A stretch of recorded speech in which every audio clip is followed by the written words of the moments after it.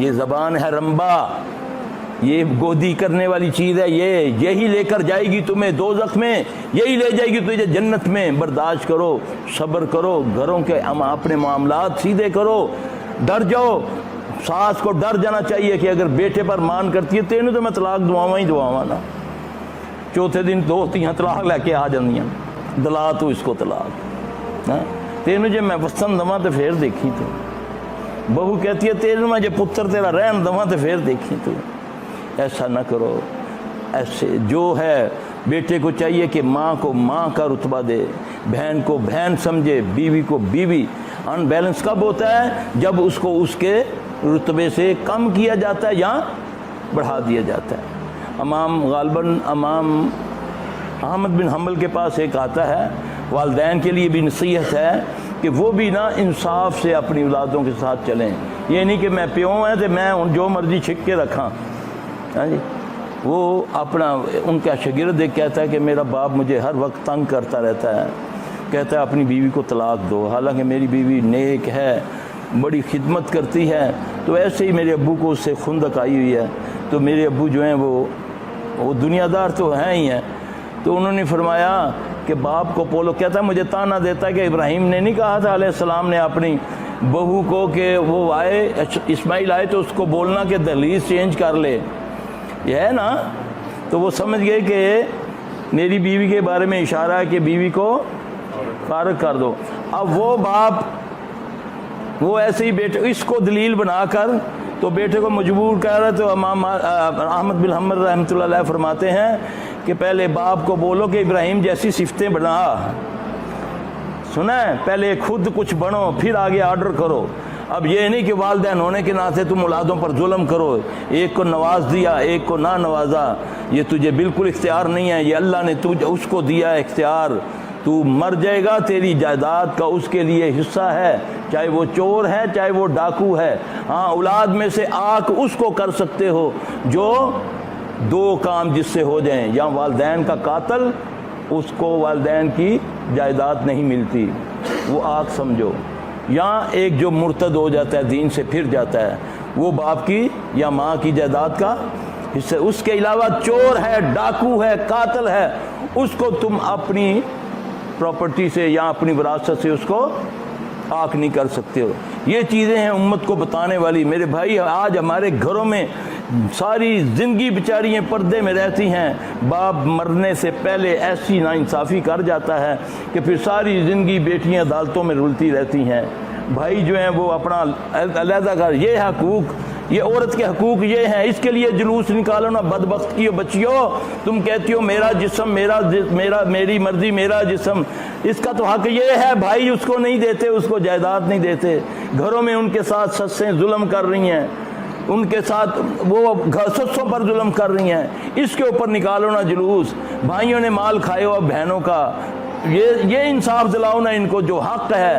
لوگ بوڑھیاں کر دیتے ہیں اپنی بیٹیوں بہنوں کو، بیاتے نہیں ہے کہ پراپرٹی چلی جائے گی، بیٹی دے دو غیر کو، وہ نہیں، پراپرٹی نہ جائے، نعوذ باللہ من ذالک۔ حالانکہ سب یہی رہ جانا، کون کیا لے کر گیا ہے بتاؤ نا، کوئی دنیا میں کوئی لے کر گیا ہے، کوئی بھائی باپ کیا لے کر گیا، پتہ نہیں قبر بھی نصیب ہوتی ہے کہ نہیں۔ یہ ہے ناانصافی جس کی وجہ سے آج میں اور آپ پکڑ میں آئے ہوئے ہیں، جس کو ہم نے جادو بنایا ہوا ہے۔ میں گھر میں باہر ناانصافی کرتا پھرتا ہوں، اپنے تائیں اپنے آپ کو اچھا سمجھتا ہوں۔ وہ یاد رکھے، رشوت لینے والا، جھوٹ بولنے والا، زیادتی کرنے والا، غلط نشان لگانے والا، غلط تحریریں کرنے والا، غلط مشورے دینے والا، اس کو پکڑ ہوگی۔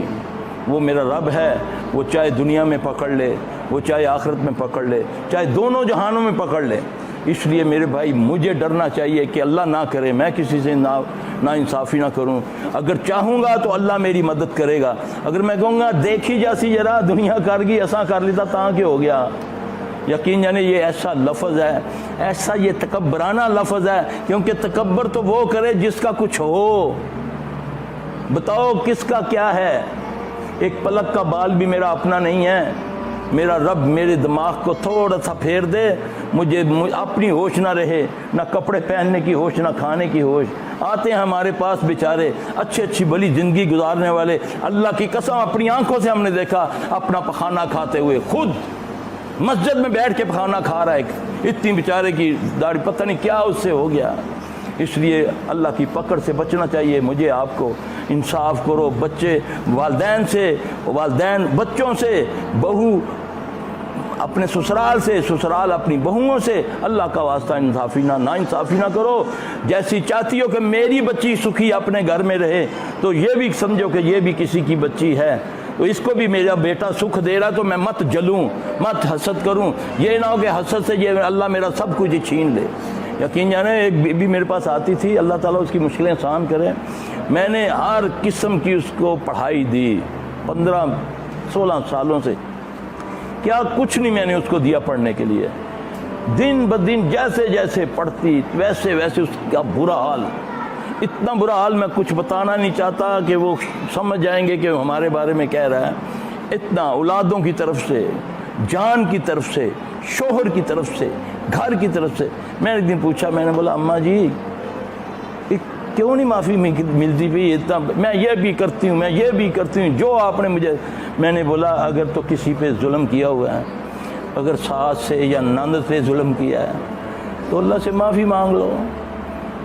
اگر بیٹی پر کسی کی بیٹی بہو پر ظلم کیا وہ بھی اللہ سے معافی مانگ لو، کیونکہ یہ تو حقوق العباد ہیں، اس کا حق اللہ نے اس بندے کو دے رکھا ہے۔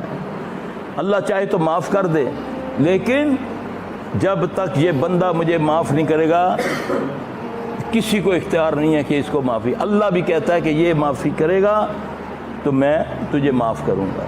اللہ مجھے آپ سب کو سمجھ عطا فرمائے۔ نصیحت یہ ہے میرے بھائی، اپنے معاملات گھروں میں ٹھیک رکھو۔ جب کوئی خوشی منانی ہو تو ایسی خوشی منائیں کہ جس میں مساکین کا حصہ ہو، غریب رشتہ داروں کو ترجیح دو، ہاں جی، چلو ان کے گھر میں ہی بھیج دو، ہاں جی، جن بیچارے نے مہینے سال میں کبھی گوشت نہیں کھانا، ہاں جی، اس کو پوچھنا نہیں ہے، تو جو گھروں میں 3-3 4-4 ڈشیں کھانے والے ہیں، پھر بلا کر میں خوشی کے موقع پر ان کو اپنے گھروں میں بٹھاؤں، تو پھر اس کے بعد اس نے یہ تو نہیں کہنا ماشاءاللہ منڈا بہت سونا پڑتا پیا ہے، اس نے کہنا بڑا دیکھ جواری ہے تو چھوٹے نو حافظ بنا لیتا ہے۔ تانا تو دینا ہی دینا نا ہم نے، تو تانے دینے والے کو قرآن کیا کہتا ہے؟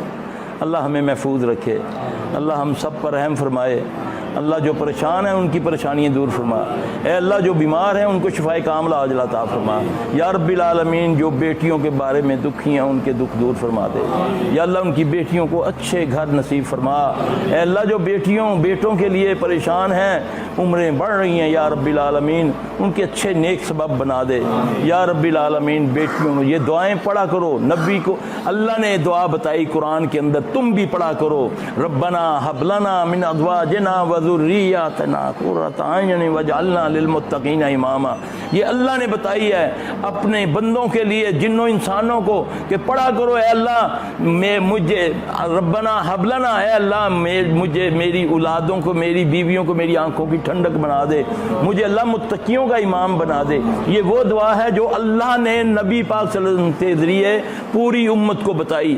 یہ دعائیں اصل سکھی رکھنے کے لیے پڑھا کرو، نمازوں میں پڑھا کرو، اپنی دعاؤں میں پڑھا کرو، یاد رکھو۔ یہ چھوٹے نہیں آتی تو زبانی اللہ کو پشتو بھی آتی ہے، پنجابی بھی آتی ہے، یہ دعا یاد کرو، نہیں آتی اور زبانی بولو اللہ کو آتے ہیں، تم کیا جانو جو لفظ نکلتے ہیں ان کے اثرات ہوتے ہیں، منہ کے اندر جو اثرات منہ سے نکلے گا وہ اثرات ہوتے ہیں۔ دعا مانگو بس، اللہ تعالیٰ خیر کر دے گا۔ اللہ بچیوں کو اچھا رکھے، اللہ ان کو اپنے حفظ و مان میں رکھے۔ میرا بھائی کسی کے بچوں پر ترس کرو، اللہ تمہارے بچوں پر ترس کرے گا۔ دکاندار کو بھی چاہیے، مجھے بھی چاہیے، اس مولوی کو بھی چاہیے، سب کو چاہیے کہ میں کوشش کروں، جب میں چاہوں گا کہ پورا تول کروں تو انشاءاللہ اللہ مجھے توفیق بھی دے گا، اللہ اسباب بھی پیدا کرے گا۔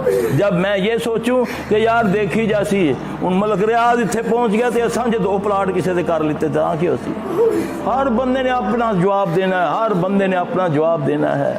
مجھے یہ دلیل نہیں چلے گی کہ اللہ انہیں انج کیتا تھے تا میں انج کیتا نہ، اللہ فرمائے گا تجھے میں نے بولا تھا قو انفسکم واہلکم نارا، تجھے میں نے کہا تھا تو اپنے آپ کو اور اپنے اہل و عیال کو دوزخ سے بچا، ٹھیکہ لیتا ہی دنیا دا، یہ تو نہیں ہے نا۔ ہاں دعا مانگ، ربنا آتنا فی الدنیا حسنۃ وفی الآخرۃ حسنۃ، रब्बना ज़लमना अनफुसना व इल्लम तगफिर लना व तरहमना लनकुनन्ना मिनल खासिरीन।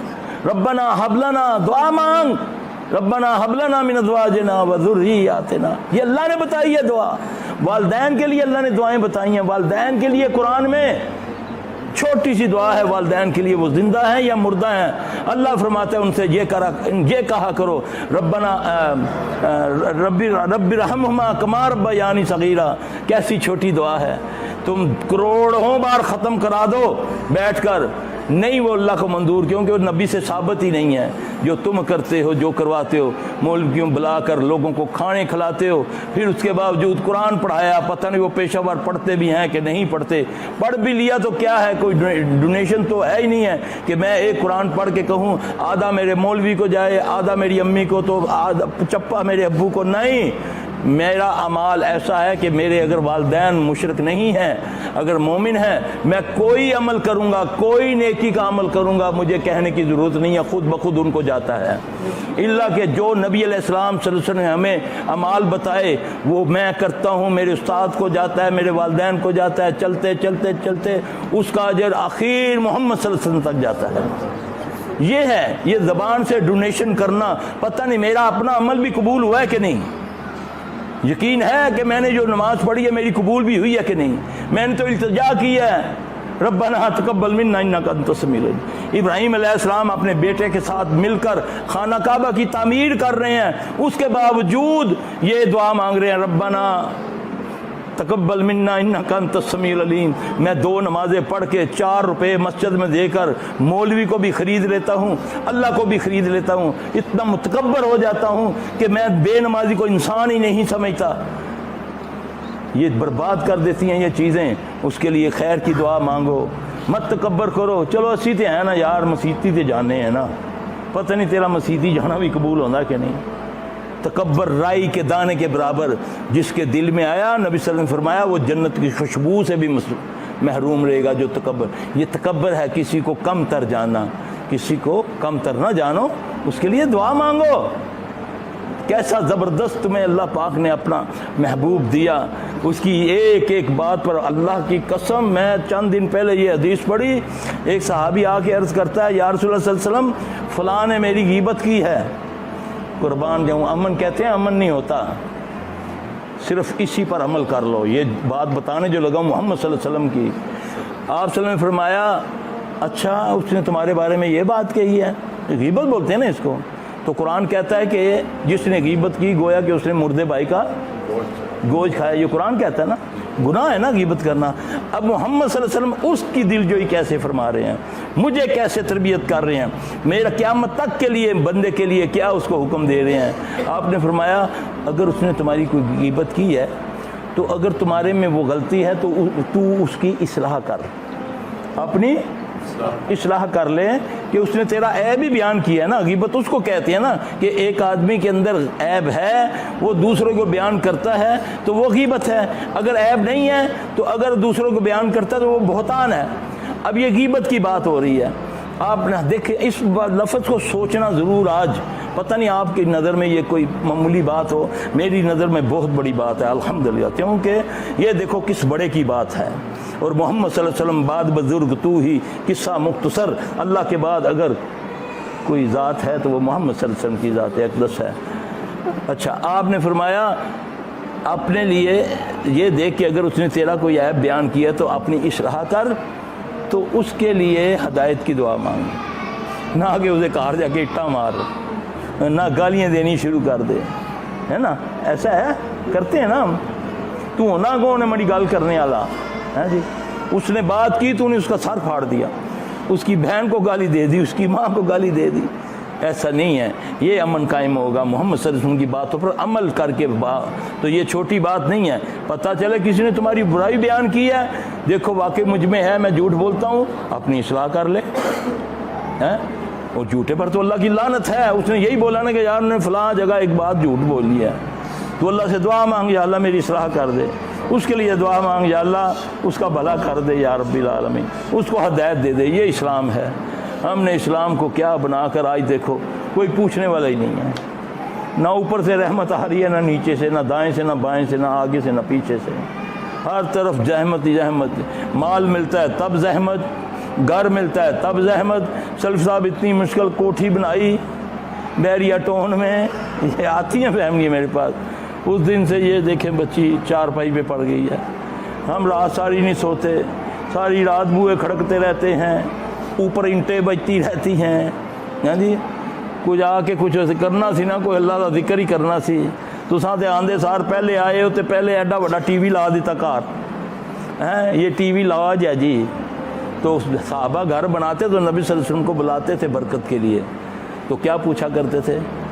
یا رسول اللہ صلی اللہ علیہ وسلم نماز کون سی جگہ پڑھا کریں؟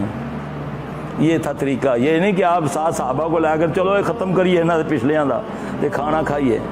یہاں یہ ہم نے کام پکڑے ہوئے ہیں سنت کے